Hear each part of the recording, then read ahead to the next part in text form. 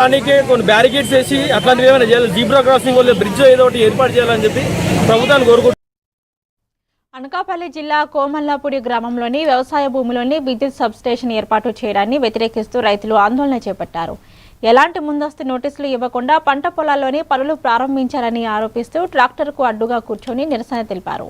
ఈ సందర్భంగా రైతులు విద్యుత్ శాఖ అధికారుల మధ్య వాగ్వాదం చోటు చేసుకోగా అస్వస్థకు గురైన రైతు వెంకటరమణను 198 అంబులెన్స్ ద్వారా ఆసుపత్రికి తరలించారు.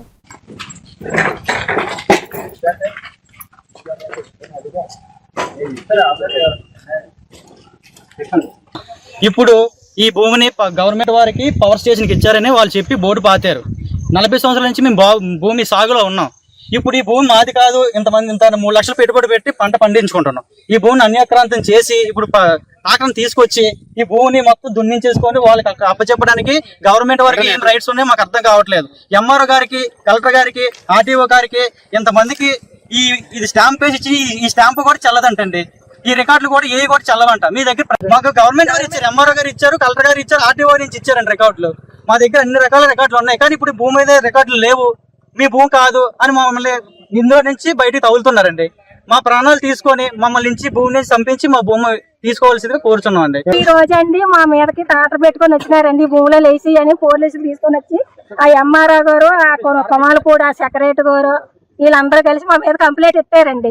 మాకు న్యాయం జరగాలండి. మాకు ఈ భూమి మాది కాదన్నప్పుడు మాకు ఎక్కడ ఎవిడెన్స్ మాకు నోటీస్ అని ఇవ్వాలి కదండి. ఎంఆర్ఓ గారు ఏది ఇవ్వకుండా ఈ భూమి మీద ఏమో రైతు సాగు చేస్తున్నారు, మరి అతనికైనా చెప్పాలి కదండి. అతనికి చెప్పలేదండి. ఏదో దానిలేడు ఫ్యామిలీ ఎంతమంది, కుటుంబం ఎంతమంది అని ఎవిడెన్స్ రాసి చూపించాలి కదండి. ఇంత దురన్యాయంగా రావాలండి పోలీసులు తీసుకొని అందరూ మా మీదకి వచ్చినారండి. ఇప్పుడు మాకు న్యాయం జరపాలండి. దానిలేడిది ఈ ల్యాండ్ 30 సంవత్సరాల నుంచి 40 సంవత్సరాల నుంచి ఈ ల్యాండ్ ని సాగు చేయడం జరుగుతుంది. సాగు చేసిన ల్యాండ్ దౌర్జన్యంగా సబ్స్టేషన్ వచ్చిందని చెప్పేసి అధికారులు ఏ నోటీసు వాళ్ళకి రైతుకి ఇవ్వకుండా దౌర్జన్యం చేయడం అనేది దారుణం. అంటే కష్టపడి 40 సంవత్సరాల నుంచి సాగు చేసిన రైతుకి టాటర్ ఎక్కించేసి ఇష్టాసారంగా చేయడం అనేది దారుణం. ఇక్కడ అంబులెన్స్ కూడా రావడం జరిగింది. ఈ సంఘటన మటుకి ప్రభుత్వం దృష్టిస్తున్న వాళ్ళకి